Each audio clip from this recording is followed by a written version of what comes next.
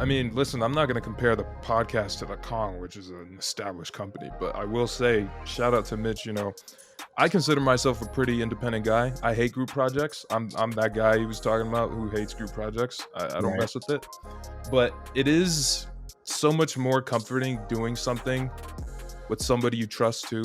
And also, Mhm. like, I mean, you must be out of your mind if you think I'm gonna have a podcast by myself. So it's so much better Right. to have somebody. And then there's division of duties, and then we bounce ideas because we agree on a lot of stuff, but we obviously aren't the same person.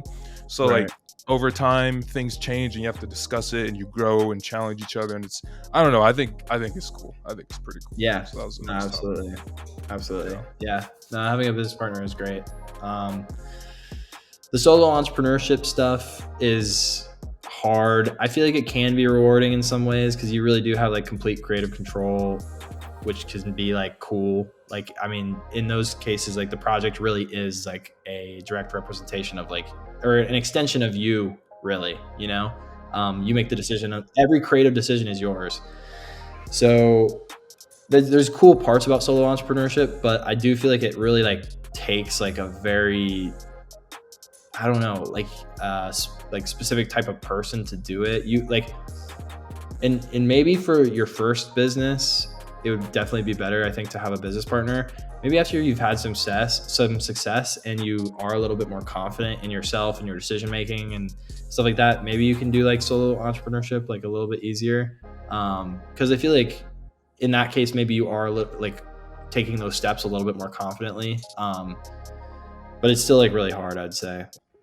What I realized is that when everyone's moving to a place to like, and they have their own goals and their own dreams, a lot of these people also like are very focused on kind of like themselves and basically progressing their career, so they can, achieve their goals. And what's interesting is I think because of that, you kind of like breed this like ecosystem of like people who, I don't know, like the relationships out in LA, kind of, you'll hear sometimes about them being like transactional. And I do feel like that's very true because people are so focused on themselves and their goals and achieving those goals that typically for a relationship to work out there, like there has to be some kind of exchange of value.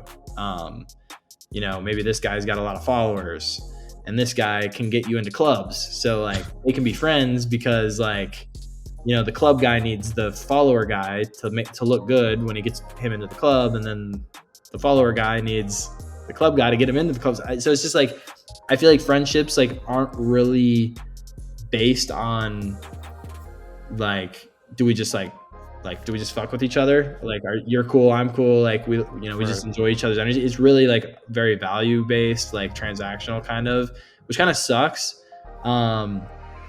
Because you can have a lot of friends in LA, but at the same time feel completely alone.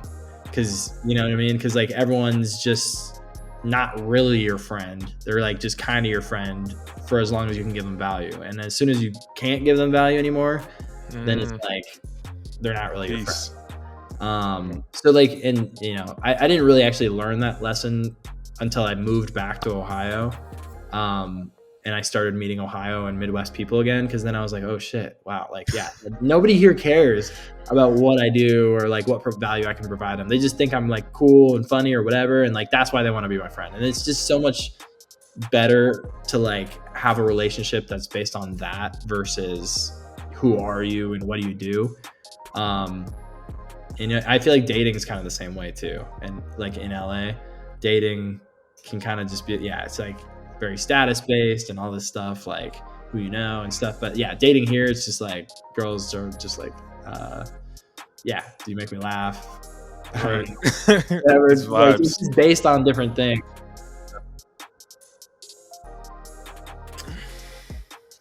In ways, yes. I think that now, like, I value a girl who's got some like values to her, and I do think that Midwest girls have more of those values than LA girls or like West Coast girls, because I think like West Coast girls, well, pretty much specifically LA, is just, dude, I just feel like, I don't know, a lot of those girls they're very attractive. Like, don't get me wrong, like LA girls are super attractive, but I just feel like there's always somebody more attractive than you, has more money than you, more popping than you in LA.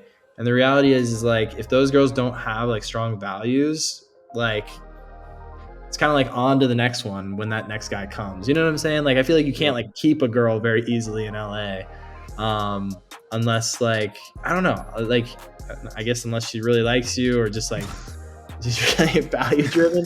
I don't know, maybe that doesn't have anything to do with the actual girl, more just like the atmosphere. Maybe if you take a Midwest girl and plop her down in LA, she's gonna do the same thing. I don't know. Yeah, that's true. But you know, because in the Midwest, there's just not an abundance of like famous rich people like all over the place. Walking around. You know what I'm saying? So, so it's more so maybe that the girls just don't even like have that ability or the option. So, but I don't know. I've enjoyed like friendships and like dating in the Midwest for sure over LA.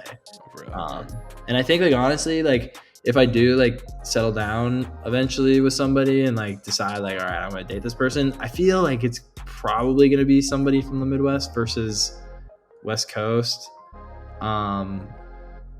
Yeah, but we'll see. We'll see. I just think I would rather have somebody who just doesn't give a fuck about like how successful I am. You know what I mean? And I just think in LA, like a lot of the girls do care about that. They care about how successful you are or what you've got going on.